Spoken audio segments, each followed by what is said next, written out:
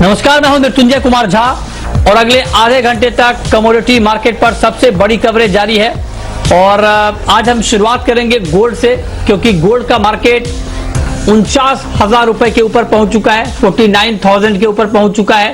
तो अब सवाल यह है कि 50,000 कब तक गोल्ड का भाव एक बार फिर से 50,000 रुपए के ऊपर पहुंच जाएगा। इसी पर हम बातचीत करेंगे और हमारे साथ तीन खास मेहमान हैं। हमारे साथ वंदना भारती हैं एसएमसी कॉम्ट्रेड की, हमारे साथ सुनील कटके हैं एक्सिस सिक्योरिटीज के, और भार्गव वैद्य साहब हैं बीएन वैद्य एंड एसोसिएट्स के। आप तीनों मेहमानों का बहुत बहुत स्वागत है इस खास चर्चा में। और हम सबसे पहले गोल्ड की बात कर रहे हैं। और कल भी गोल्ड में करीब 400 रुपए की मजबूती दिखी थी और आज भी ये तेजी जारी है, कंटिन्यू है। भार्गव जी, मेरा सबसे पहला सवाल आपसे होगा कि क्या ये मान लिया जाए कि गोल्ड में अब एक बार फिर से मोमेंटम लौट रहा है, और जो जितनी भी वैक्सीन को लेकर खबरें थी और जिसका नेगेटिव इंपैक्ट हमने प्राइस के ऊपर देखा, वो सारी खबरें अब डिस्काउंट हो चुकी हैं। अब यहां से गोल्ड एक बार फिर से तेजी का रुख करेगा। आपका क्या कमेंट होगा? अभी मंदी की जो आप खबरें गिन रहे थे, वो तो उसका कुछ मीनिंग है ही नहीं, वो खत्म हो गई। और मोमेंटम जो आपने पहले देखा था पिछले साल में स्टार्टिंग में, वो एक्सपेक्ट नहीं कर सकते हैं। जैसे हम बात करते थे कि 50,000 तो गोल्ड रहेगा ही, वही लेवल पे रहेगा, इसके नीचे जब भी चांस मिले it is a good bye. तो इससे थोड़ा तेजी रहेगी। 50,000 आपको जनवरी से पहले मिल जाएगा या जनवरी में मिल जाएगा, थोड़ा वॉलेटिलिटी रह गई। और मंदी अभी आप एक्सपेक्टेशन 48 या 45 वो सब तो भूल जाइए, वो एक्सपेक्टेशन ही नहीं है। अच्छा, ये आपने एक अच्छी बात कही कि अब गिरावट भूल जाइए आप। मतलब आप कह रहे हैं कि अब तेजी ही रहेगी और 50,000 के नीचे हर लेवल बाइंग का लेवल होगा। ये बात बहुत ही साफ साफ आपने कही है। लेकिन भार्गव वैद्य जी, साल के आखिरी महीने में हैं और आपको लगता है कि अब यहां से एक बड़ी इन्वेस्टमेंट बाइंग भी हम गोल्ड में देखेंगे, क्योंकि वैक्सीन को लेकर तो खबरें लगातार आ रही हैं और अब तो वैक्सीन की प्रक्रिया भी शुरू होगी। तो क्या ये माना जाए कि अब इन्वेस्टमेंट शुरू करना चाहिए या थोड़ा वेट करना चाहिए लंबे समय के लिए, लॉन्ग टर्म के लिए? आप नए साल में इन्वेस्टमेंट स्टार्ट करिए, बिकॉज जब भी कोई साल का क्लोजिंग होता है तो वॉलेटिलिटी ज्यादा हो जाती है और कुछ चेंज आ सकते हैं इंटरनेशनल मार्केट में। आप कभी भी 50,000 के नीचे स्टार्ट करें तो उसमें कुछ गलत नहीं रहेंगे, मगर नॉर्मल एडवाइस होगी कि 10 तारीख के जब भी जनवरी में जब मार्केट स्टेबल हो जाए और अमेरिका का प्रेसिडेंशियल चेंज भी हो जाता है, उस पीरियड में इन्वेस्टमेंट वो नॉर्मल एकदम मार्केट नॉर्मल हो जाता है। एबनॉर्मल मार्केट में कभी कभी आपको अचानक आपने एंट्री की तो वॉलेटिलिटी में कोई गलत भाव भी मिल सकता है, बट आज भी जो आज का भाव है उसमें गलत नहीं है। आप लॉन्ग टर्म इन्वेस्टमेंट स्टार्ट कर सकते हैं। नॉर्मल आदमी को किसी को SIP या रेगुलर प्लान करना है तो जनवरी 8-10 से स्टार्ट करे, वो अच्छा रहेगा।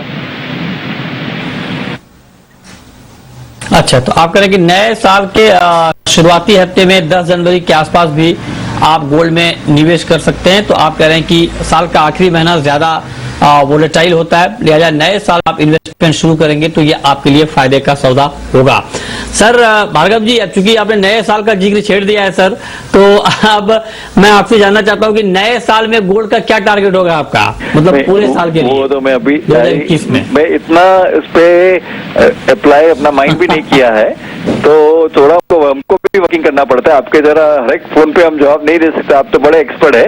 मगर आप तो ये गिन सकते हैं कि 5 से 6% से अच्छा FD से अच्छा रिटर्न मिल जाएगा। FD से अच्छा मिल जाएगा। अच्छा, ठीक है।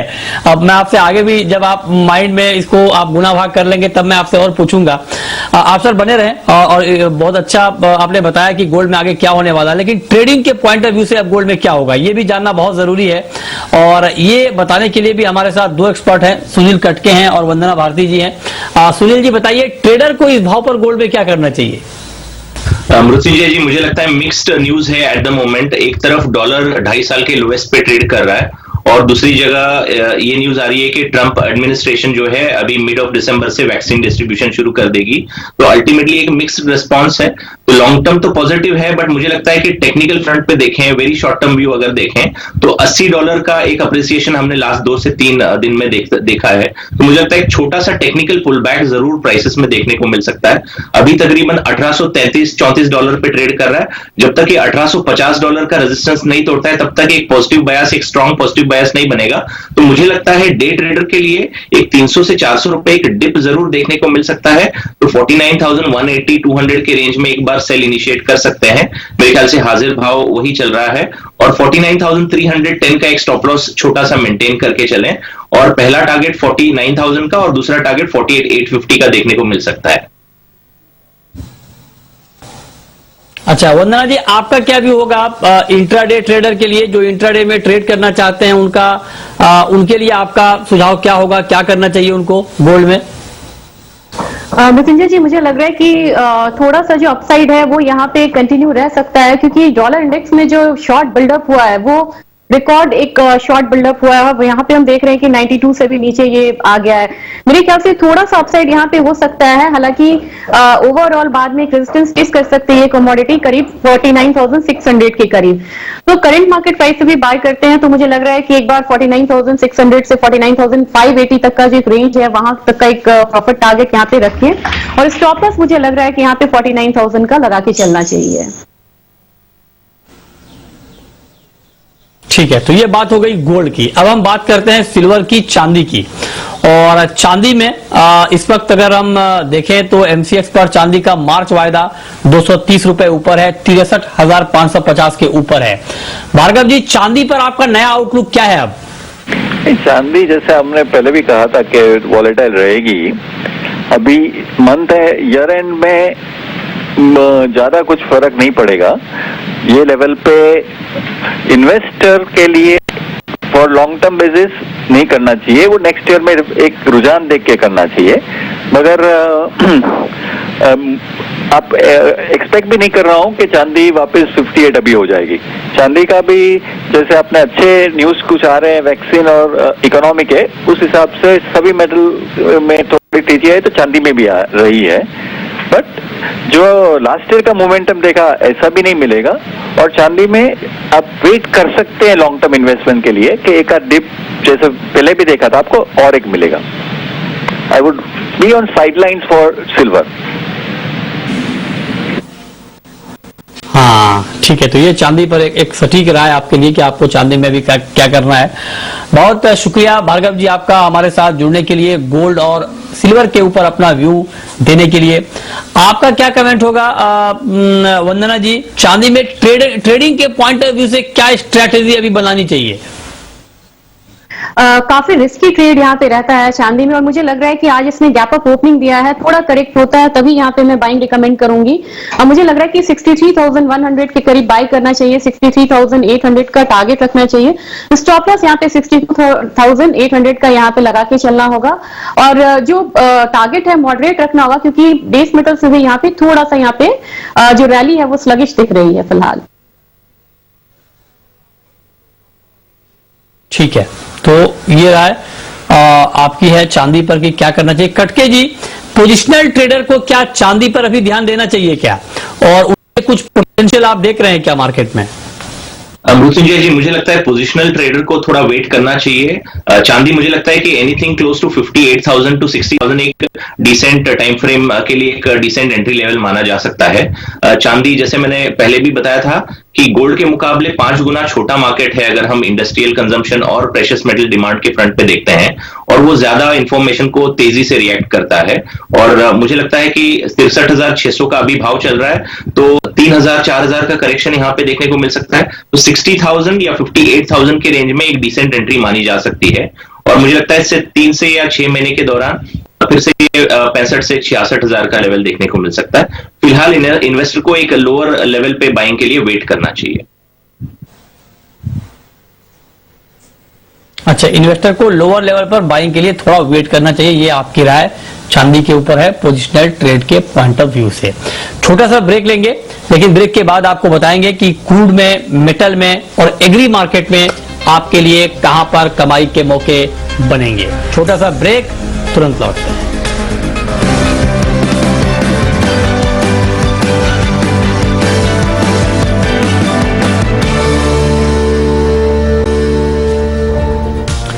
ब्रेक के बाद भी आपका स्वागत है। अब बात करते हैं कच्चे तेल की, क्रूड की। और क्रूड का मार्केट करीब करीब 25 रुपए नीचे है और 3336 का स्तर कच्चे तेल में दिख रहा है और 24 रुपए की नरमी है इस वक्त क्रूड में। तो वंदना जी, क्या लगता है आज क्रूड में और गिरावट हम देखेंगे? क्या किया जाए इस भाव पर?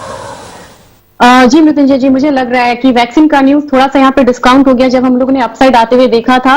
ओपेक की बैठक भी यहाँ पे टल रही है, तो मेरे ख्याल से यहाँ पे डॉलर इंडेक्स में जो गिरावट है उसका भी जो एक फायदा है वो क्रूड को मिलता नजर नहीं आ रहा। मुझे लग रहा है फिलहाल यहाँ पे थोड़ा सा करेक्शन हो सकता है न्यू रैली से पहले।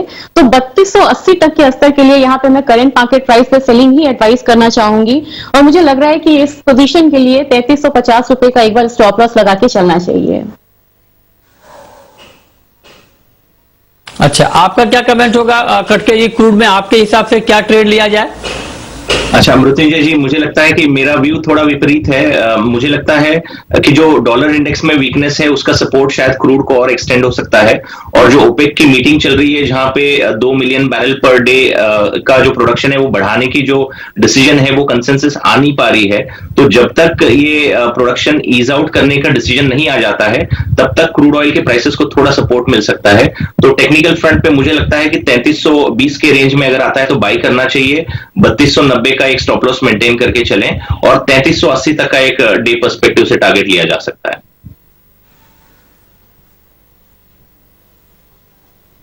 ओके, ठीक है। तो ये राय आपकी है क्रूड के ऊपर। नेचुरल गैस में वंदना जी, यहां पर कोई ट्रेड इंट्राडे के लिए? नेशनल गैस में एक यहाँ पे करेक्शन आ रहा है और मुझे लग रहा है कि करेक्शन का फिलहाल यहाँ पे वेट करना चाहिए और नीचे की तरफ मुझे लग रहा है कि एक बार 3 से 4 रुपए तक की जो गिरावट है और यहाँ पे हो सकती है और तभी जाके यहाँ पे बाइंग इनिशिएट करना चाहिए। तो फिलहाल 3 से 4 रुपए तक की गिरावट का वेट कर सकते हैं और जिनको इंट्राडे में ट्रेड लेना है वो यहाँ पे सेल पोजीशन को इनिशिएट कर सकते हैं। अच्छा, ठीक है। तो ये रहा आपकी नेचुरल गैस के ऊपर है। अब हम बात करते हैं बेस मेटल की। और बेस मेटल में इस वक्त बहुत ही रेंज का ट्रेड हो रहा है।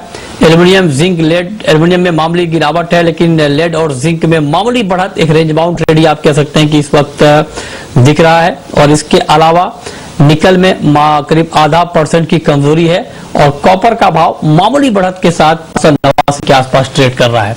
ओवरऑल मेटल मार्केट पर आपका क्या कमेंट है कटके जी?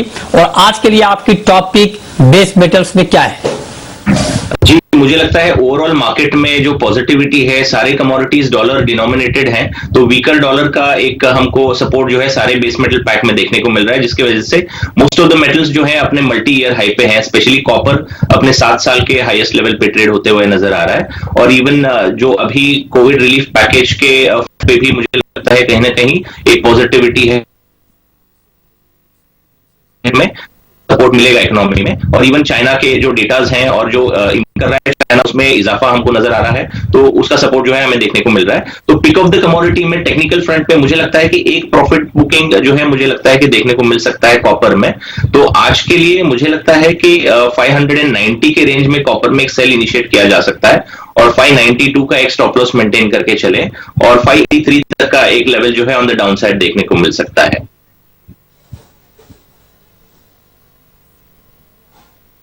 ओके, तो ये राय है आपकी कि मेटल में अभी क्या करना चाहिए। वंदना जी, आपकी कोई टॉप पिक आज के लिए बेस मेटल में? जी मृत्युंजय जी, यहाँ पे मैं एग्री करती हूँ सुनील जी से। मुझे लग रहा है कि इंडेक्स रीबैलेंसिंग का टाइम है और रैली जो है ये ऊपर की तरफ से थोड़ी सी टायर्ड होती दिख रही है। प्रॉफिट बुकिंग यहाँ पे आ सकती है बेस मेटल काउंटर में। तो मेगा ट्रेंड अपसाइड का है लेकिन इंट्राडे में मुझे लग रहा है कि एक करेक्शन यहाँ पे कॉपर में हो सकता है। 590 के करीब यहाँ पे सेल करना चाहिए, 582 का टारगेट रखना चाहिए, 594 का यहाँ पे एक स्टॉप लॉस लगा के चले। साथ में मुझे लग रहा है कि निकल में भी करीब 7-8 रुपए तक का जो गिरावट है फर्दर यहाँ पे आते हुए देख सकते हैं। तो एक मुझे करेक्शन लग रहा है कि बेस मेटल काउंटर में देखने को मिलेगा आज। ठीक है, तो ये रहा है। फटाफट वंदना जी, एक मार्केट में मैं आपका भी जानना चाहूंगा और खास करके आज के लिए अगर मान लीजिए ट्रेड करना हो तो मस्टर्ड, सोयाबीन और रिफाइंड सोया तेल, इन तीनों फटाफट आपका व्यू। तीनों में ही मेरा बेयरिश व्यू रहेगा यहाँ पे मृत्युंजय जी, और मुझे लेवल्स यहाँ पे मेंशन करना होगा। मुझे लग रहा है कि मस्टर्ड में एक बिकवाली फिर से आ सकती है, 5880 के करीब यहाँ पे बिकवाली करना चाहिए, 5800 का टारगेट रखना चाहिए, 59.20 का यहाँ पे वो रखना होगा स्टॉप लॉस। साथ में मुझे लग रहा है कि अगर रिफाइंड सोया ऑयल की बात करूं, यहाँ पे भी एक गिरावट है, 1054 के करीब यहाँ पे एक बार सेलिंग इनिशिएट करना चाहिए, थोड़ा सा टारगेट लंबा है, 1040 का यहाँ पे टारगेट है, स्टॉप लॉस यहाँ पे 1060 का है। ओके, चलिए और फटाफट आपको एक और खबर बता दें कि एमसीएक्स पर रबर वायदा लॉन्च करने की मंजूरी मिल गई है और सेबी ने ये मंजूरी एमसीएक्स को दे दी है कि रबर का वायदा लॉन्च करें और डिलीवरी वाला ये कॉन्ट्रैक्ट होगा। 1 मीट्रिक टन का कॉन्ट्रैक्ट साइज होगा, 8% शुरुआती मार्जिन यहां पर रखने की बात हो रही है और महीने के आखिरी कारोबारी दिन में इसकी एक्सपायरी होगी। तो ये अप्रूवल सेबी की तरफ से एमसीएक्स को मिल गया है और एमसीएक्स अब जल्द रबर का वायदा लॉन्च करेगा। अब वक्त है रैपिड फायर राउंड का।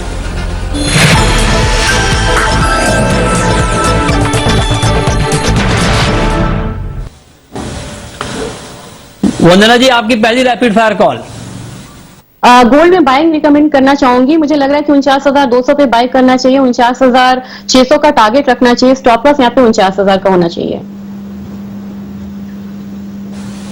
आपकी कॉल खटके जी। मुझे लगता है कॉपर में सेल इनिशिएट करना चाहिए, 590 में सेल करें, 592 का स्टॉप लॉस मेंटेन करके चलें और 583 का टारगेट लेके चलें। आपकी आखिरी कॉल। मस्टर्ड में यहाँ पे सेलिंग करना चाहिए, 5880 पे सेल करना चाहिए, 5800 का टारगेट रखना होगा, 5920 का स्टॉप लॉस लगाना होगा। चलिए, बहुत शुक्रिया वंदना जी आपका और कटके जी आपका बताने के लिए कमोडिटी में कहां पर कमाई के मौके होंगे। तो फिलहाल इस बुलेटिन में इतना ही, छोटा सा ब्रेक के बाद देखिए कॉर्पोरेट रडार। नमस्कार।